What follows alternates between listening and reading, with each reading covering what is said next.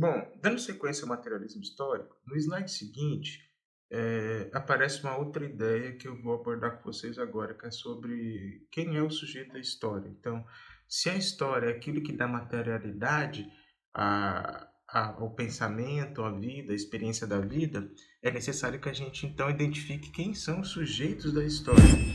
Então, o materialismo histórico, ele modifica a relação da história, e o seu papel na compreensão das relações políticas, humanas, do próprio desenvolvimento da sociedade. Então, quando o Marx oferece essa perspectiva, ele está dizendo que é preciso e é necessário fazer uma compreensão diferente da história, ou seja, é necessário abandonar a tendência de sempre atribuir a história a grandes personalidades e observar a participação das massas na história. Ele está dizendo isso só num sentido geral, mas ele está dizendo para mim e para você, ou seja, qual que é a sua participação na história? Você vai se negar a participar na história? Então a gente está vivendo agora, por exemplo, esse momento do coronavírus. Qual a sua participação nessa história? Você está cumprindo o teu papel e está fazendo isolamento social, está evitando de se infectar, infectar os outros? Ou você está saindo para a rua e infectando todo mundo, né? Qual é o papel que você vai desempenhar nessa história hoje? Como é que a gente vai lidar com isso, né? Então nós fazemos parte da história. Daqui a alguns anos, quando se contar, né, qual foi o resultado da história do coronavírus, o que o coronavírus provocou no Brasil, e não só no sentido médico, econômico, humano, de transformação social, você vai ter um papel nisso. Agora, qual papel que você tem é necessário que você pense sobre isso. Então, atribuir os eventos históricos a grandes personalidades é uma característica que, segundo o Marx, pode ser problemática para a compreensão da própria história, ou seja, não para a própria história. Não só são os grandes personagens que fizeram a história. Então, quando eu digo para vocês nazismo, qual é o nome que te vem à cabeça? Adolf Hitler? Se eu digo fascismo, qual é o nome que te vem à cabeça? Mussolini? Se eu digo integralismo, que é no Brasil, você devia saber, se não souber, qual é o nome que te vem à cabeça? É o Plínio? Você percebe? Esses nomes que nos surgem à cabeça são os personagens da grande história. Agora, a história do nazismo não é só a história do Adolf Hitler, né? Hitler é o personagem central, o líder, pode ser do nazismo, não estou dizendo que não seja, mas a gente tem toda outra uma série de alemães que fizeram parte do regime nazista, colocaram pessoas no fogo, queimaram, vocês percebem? E isso é importante da gente avaliar. Então, o Marx nos coloca nessa questão. Primeiro, a história não é composta apenas dos grandes sujeitos, então não é Hitler que constrói a história do nazismo. É ele e todos aqueles que o apoiaram, que trabalharam nos campos de concentração, que trabalharam para a SS, que trabalharam para a polícia nazista, que trabalharam de qualquer forma para que o regime nazista prosperasse durante a Segunda Guerra Mundial. Então, todos eles são participantes.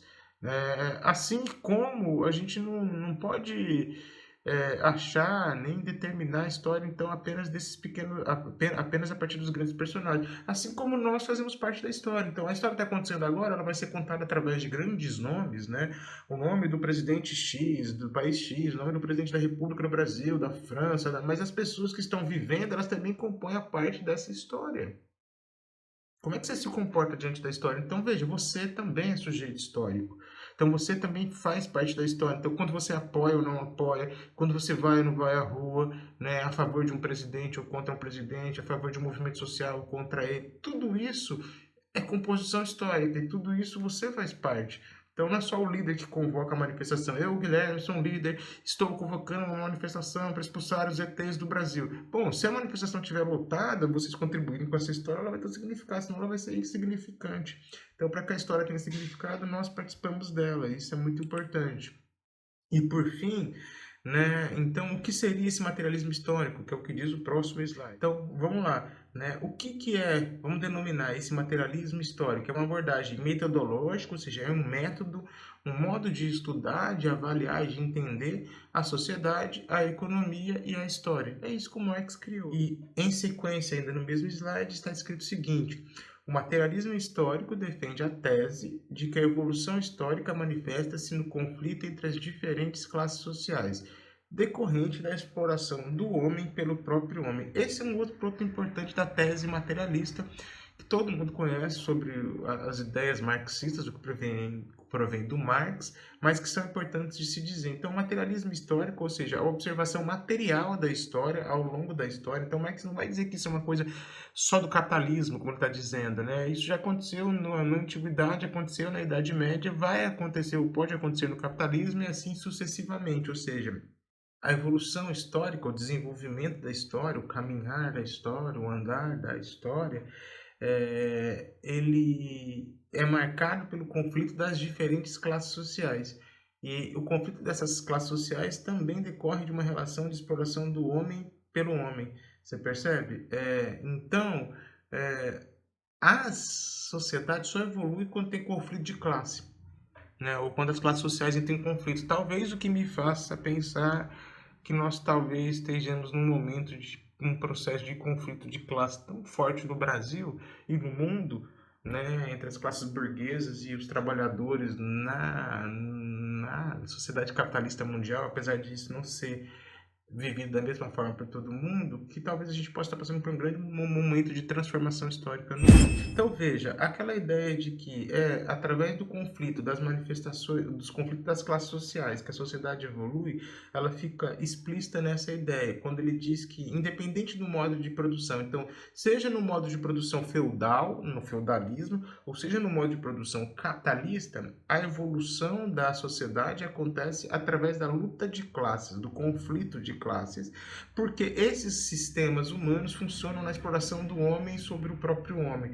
Tanto o sistema feudal como o sistema capitalista, ele tinha uma lógica de funcionamento onde o funcionamento desse sistema depende de uma categoria de seres humanos explorar outra categoria de seres humanos, percebe? Então era a nobreza que explorava o servo, agora são os burgueses que exploram os proletários no capitalismo, né? A burguesia, a classe ascendente no capitalismo, né, que se torna a nova classe dominante, ela sobrevive da exploração da classe proletária. Os proletários é o mesmo que a gente pode chamar de trabalhadores, ou classe trabalhadora. Então, patrão e empregado, é assim que funciona o sistema capitalista. Então, no sistema capitalista, a classe operária é explorada pela burguesia, assim como os servos eram explorados pelos senhores no sistema feudal.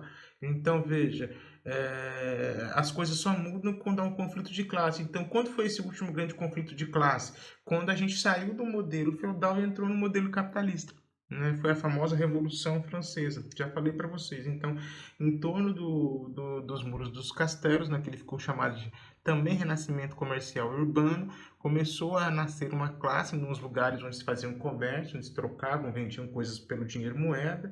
Esses locais começaram a ser chamados de burgos, é ali que nasce na França a burguesia, e a burguesia é aquela que vai fazer a Revolução Francesa, cortar a cabeça do rei e da rainha em praça pública e assumir o poder como nova classe dirigente num outro modelo, em um outro sistema de funcionamento social capitalista. Então, quando a gente tem a mudança de sistema, transita do sistema feudal para o sistema capitalista, a gente tem a troca da classe dominante. Então, deixa-se de ser a monarquia, né, os senhores, né, feudais, ou os monarcas, os reis e rainhas, e passa-se a ser a classe burguesa, os burgueses.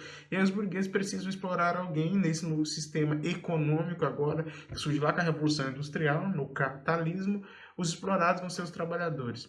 Então é esse o método materialista histórico. Agora vamos para a dialética, que é um outro papo.